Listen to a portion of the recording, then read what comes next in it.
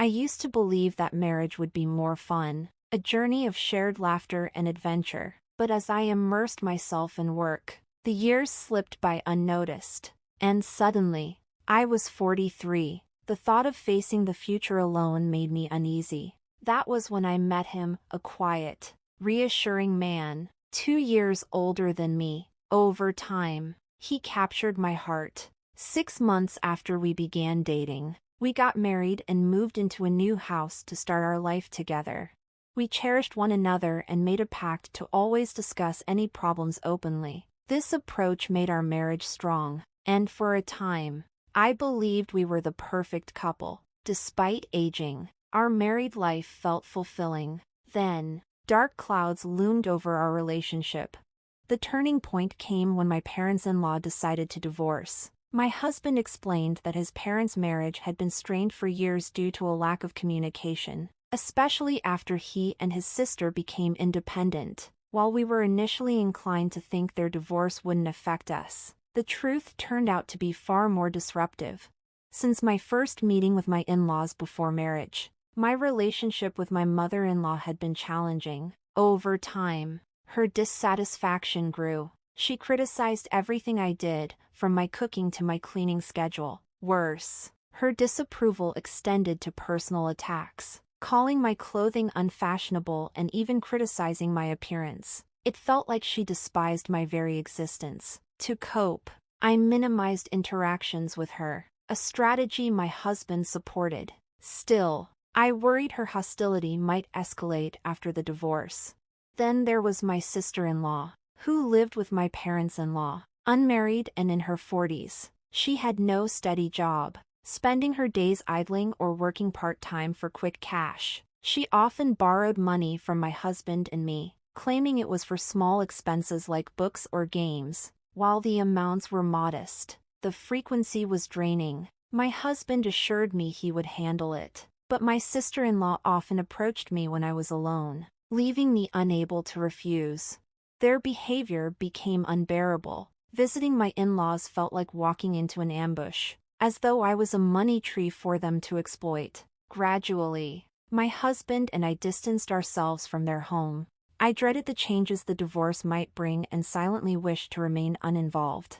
But my hopes were short-lived. Just days after their divorce was finalized, the doorbell rang early one morning at 5 a.m. No less. Half asleep, I wondered who could be visiting at such an ungodly hour.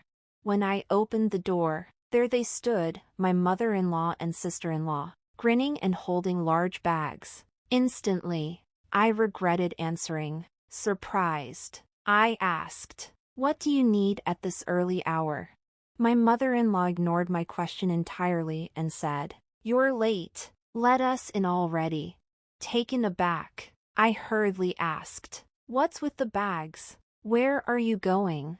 She brushed past me with an air of entitlement. "What do you mean? Where are we going? We're here. We've come to stay."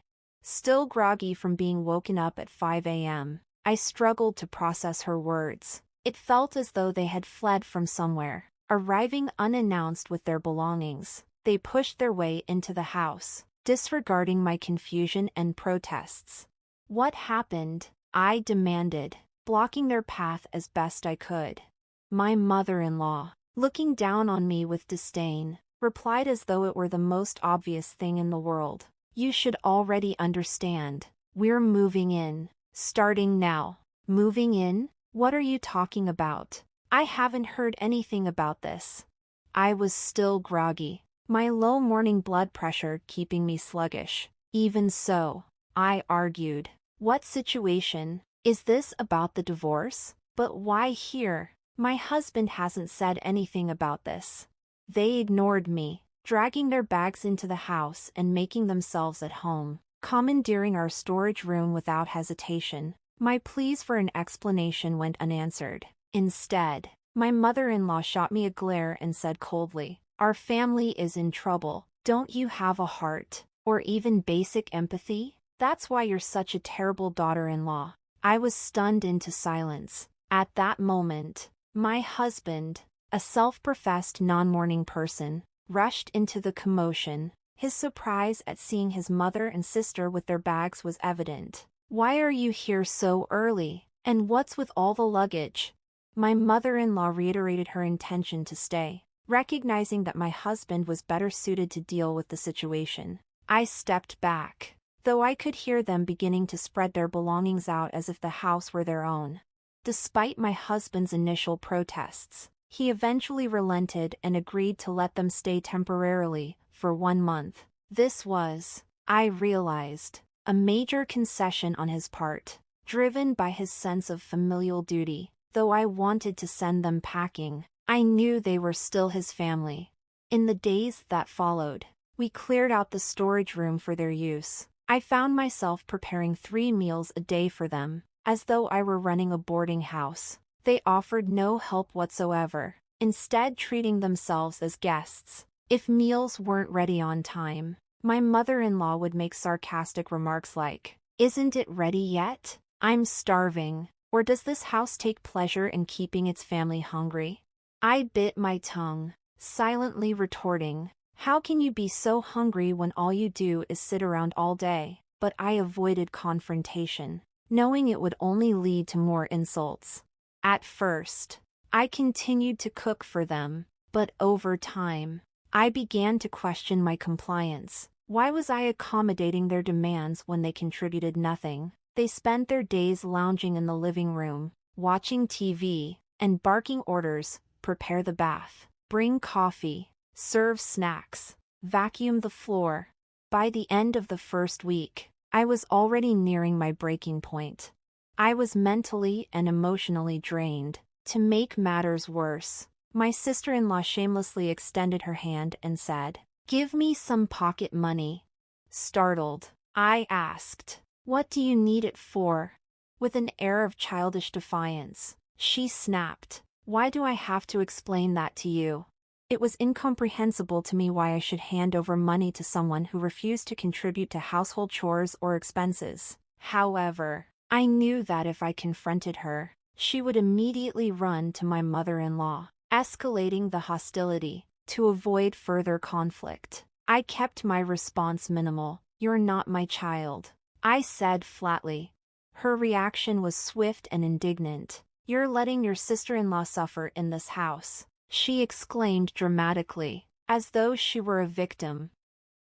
Neither my mother-in-law nor my sister-in-law contributed a single penny to the household. The cost of their meals and other expenses fell entirely on us, as if it were a natural obligation. On top of that, their constant demands for pocket money added to our financial burden. Their brazenness was astonishing.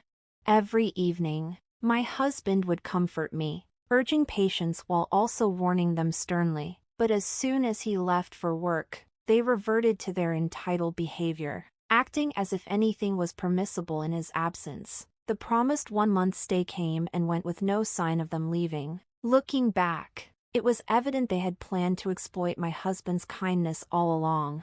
Their attitudes grew increasingly arrogant. My sister-in-law began calling me wife in a mocking, childish tone, while my mother-in-law continued her condescending remarks. I avoided responding, as even hearing their voices exhausted me. Day by day, I felt my resolve breaking. I can't live like this anymore. I'm at my limit. I have to do something, I told myself repeatedly. Around this time, my husband had been promoted at work, a joyous occasion, but it came with a scheduled week-long business trip. He was hesitant to leave, worried about leaving me to deal with his family alone. "I'll postpone the trip until we've sorted this out," he said. But I didn't want his career to suffer because of our personal troubles. "It's only a week," I reassured him. "If it gets too bad, I'll just stay at a hotel." With that, I sent him off, determined to confront the situation head-on. The moment my husband left, their behavior escalated. They acted more entitled than ever, making outrageous demands as if they owned the house. When they called out to me during my chores, I finally said, "Please handle it yourselves." That simple statement unleashed a torrent of complaints. My mother-in-law sneered, "You're my son's wife, and yet you can't even manage the basics?" In my time, Arguing wasn't allowed. Your way of thinking is so naive.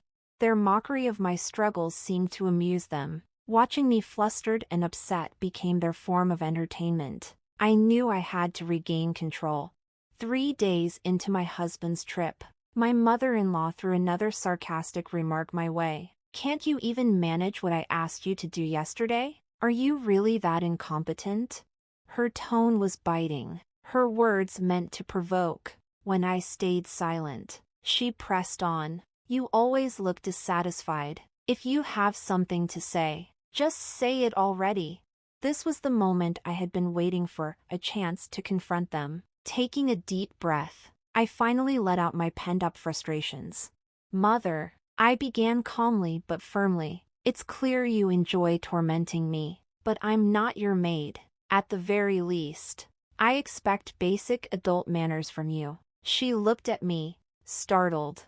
As I continued, "You demand I prioritize your every whim over my busy schedule. That's called selfishness. And asking for money without contributing anything? That's mooching. How can you expect to be treated as decent adults when you don't act like it? You're both old enough to know better. Sister, you're in your 40s. Mother, you're not far behind. Or are you regressing into children? Do I need to take you to a doctor?" My bluntness left them momentarily speechless. Their faces turned red as they processed my words. "How dare you speak to me like that?" my mother-in-law finally shouted, her voice trembling with fury. "You have no right to be so impudent." My sister-in-law joined in, declaring, "If you can't serve us, you're useless." Finally, my mother-in-law spat out, "It's unthinkable for a daughter-in-law to act like this. If you can't respect us, get out of this house." I was stunned by the words "get out." This house belonged to my husband and me. The audacity of these freeloaders, who had barged into our home uninvited, now demanding I leave, was beyond belief. But I couldn't afford to lose this battle. I needed a plan, and fast. Then, an idea struck me, a way to turn the situation to my advantage. Though I'd need my husband's consent later, I decided to act swiftly. Feigning remorse, I said, "I'm sorry. My words earlier were too harsh. As an apology, how about I fund a trip for you both? A nice getaway. My treat." As expected, their eyes lit up at the mention of a trip. "That's fine," my mother-in-law said, feigning dignity, while my sister-in-law grinned triumphantly. I added casually, "Oh, and during your trip, I'll also be leaving for a while."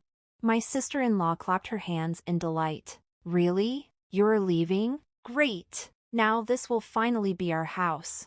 Though my mother-in-law maintained a composed demeanor, I could tell she was pleased.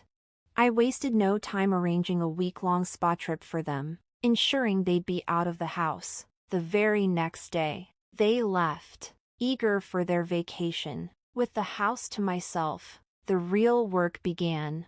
I immediately informed my husband of everything. He was fully on board with the plan. True to my word, I packed up our belongings and relocated to my parents' house a few train stops away. Upon arriving, I explained the situation to my parents. They were initially shocked but soon embraced me with understanding and support.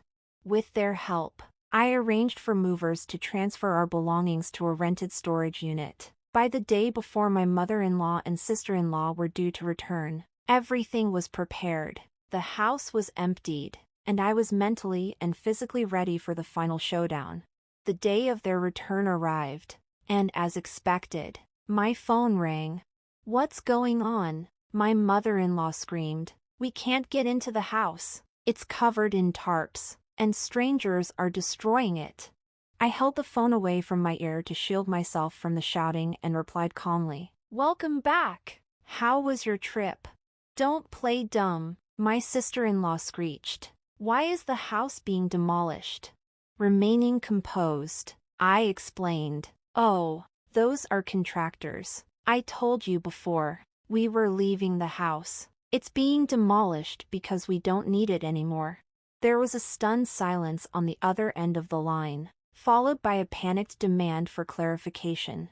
"This house was inherited from my father," I said evenly. "After deciding to leave, we concluded it was more practical to demolish the old building and sell the land. My husband and I both agreed this was the best course of action."